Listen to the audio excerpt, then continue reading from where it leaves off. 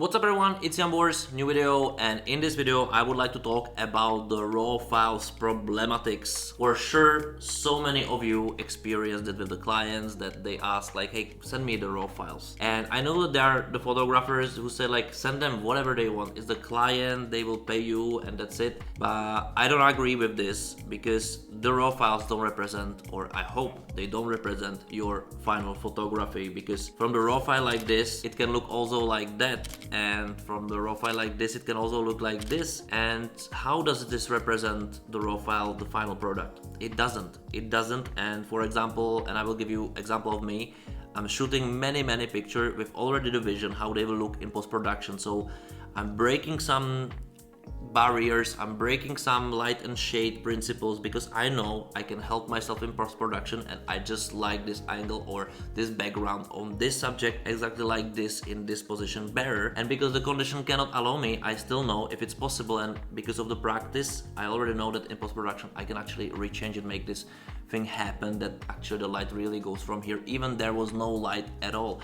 So you must mind this, that if you show the client first this and send this doesn't represent the final product like this, and they not even know that this is even possible. So don't do it. Also, if the client don't just like your colors or style, like you can in your head question like, okay, why did you took me as a photographer? Why did you pay me for the job? It makes no sense. You didn't research me. You expect this photographer's work, but I'm doing this and I don't want to copy another photographer. Even I'm inspired by the photographer, but I'm shooting differently. I'm using different lens, different angles. It's not the same. Of course, clients don't have no clue about lens that 24mm or 50mm are completely different focal lengths and they work completely differently. With both you can do amazing portraits, for example, but they look different. It's not the same. And some photographers using completely different variations of lens just to imprint some of their skills, but after all they take the picture to the post-production and they deliver a completely different thing than the raw file. Of course, like for people, if you're like in community of photographers, you can put the raw files over there, so like, hey, you can play with it, try it, you know, for some reason some photographers are doing, Jared Polin is doing it amazingly, I like it. But this is a completely different thing, because this is like a tutorial stuff instead of sending the clients those raw files. And raw files is just one part of the job. It's like you taking a photograph, it's just one part of the job. It's not there is the job done. There it's not. And of course there are now so many, like, not photographers, but let's say enthusiasts because of those cameras, who are immediately shooting with LUTs implied or some Fuji filters and so on into JPEG. But this is not our job, right? Those people are not hired. They are doing it for their own memories more likely, or for them on Instagram and so on. But this is not a photographer as a job. And photographer as a job has their own imprint. It's like you're going to the restaurant and you order a food and then you go to the kitchen and say like, just give me the ingredients, I will make it myself. This makes no sense, right? You wouldn't ever do it. But with photography, somehow the clients sometimes has a urge to like, send me the raw files, you know, I basically want to play with them, I don't like what you did sometimes, or I just want to see it how it is. But then they will put it somewhere. It's your job and it's not you. And it's the same like with the kitchen. Like, you can tell that the client can say whatever, the client has the all right to do whatever with the pictures, but it's not working like this. Photography is a profession, and it's artistic profession at some point, or it depends on how your setup is. But you as a photographer has your own unique style, and even though you were inspired by this and that photographer, you find out your own uniqueness, your own angles, your own work, and then your own colors, your own presets. Actually, you can also check my presets on Buy Me a Coffee, and then also support me as a person, as a photographer, and my work.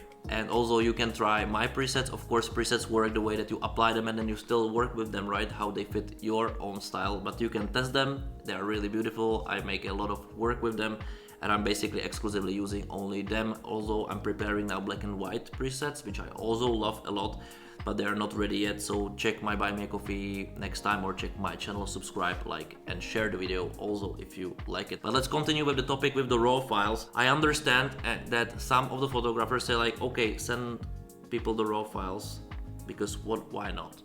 What can happen? Like, I think it can just backfire you, because then first of all it degrades a position of you as a photographer at some point, because Taking a pictures, as I said, it's one thing, post-produce them is the other thing. With nowadays instruments, you can also do it very, very fastly. And also if the client doesn't like it, let's say, okay, what would you like different color or what would you represent? Because that also said that they didn't research you and they don't know what you were doing before, and they maybe want this photographer's work. And it's like, okay, but why didn't you say it in advance? Maybe we could make it happen, but now like it's another things. Again, you're going to a restaurant, you ask for a cheeseburger in this specific restaurant with those jalapenos cheeseburgers. It's like, okay, do me a cheeseburger like in the other restaurant. It's not really good, and I know it might from the client position sounds a little bit harsh, but this is what you are ordering. We are not just people who are just doing this and just sending you the work. It shouldn't work like this. In my opinion, this is the one of the worst thing you can tell to the photographer: send me the raw files. And I know that so many clients don't know, but maybe some of you are clients more likely than photographers, and when you will hear this video, you will understand like, oh my god, I said it so many times, I cannot do this. No, please don't do this. Research a photographer, because you're hiring that person as a creative, you know, with the vision, with the specific approach. This is what you're ordering. You're not ordering just a person who holds the camera and do pictures. Then any colleague of yours in the job can do it. Really, with the nowadays technique, if they learn just few basic things, they can do it, and that's it. But if you're ordering a photographer, you're ordering for some creative vision. And that's what also the final product embodies. This is what makes us unique. So one of the things, of course, but this is the outcome, what makes us unique for the people who don't know us personally. So please don't ask for raw files, and please, all the photographers, just don't send the raw files, because then, you know, it's not representing you. What it does tell you about your kitchen. Maybe your concept is different, that you're giving this and the kitchen then is open to create your own dish, but then you're not a cook, right? You're an entrepreneur, and that's also cool. But I'm very curious how you have it, how your experience with this is or are, and write them in the comments below, because I'm very, very curious about this topic. It's important topic to talk about, and it's also interesting one. So I cannot wait to see your comments in the comments below. Of course, give me a like if you like the video, share the video to your friends so I can rise a little bit. Buy me a coffee if you want to support my channel. Also, don't forget to subscribe it, and I see you in the next video. Thank you for watching. Bye.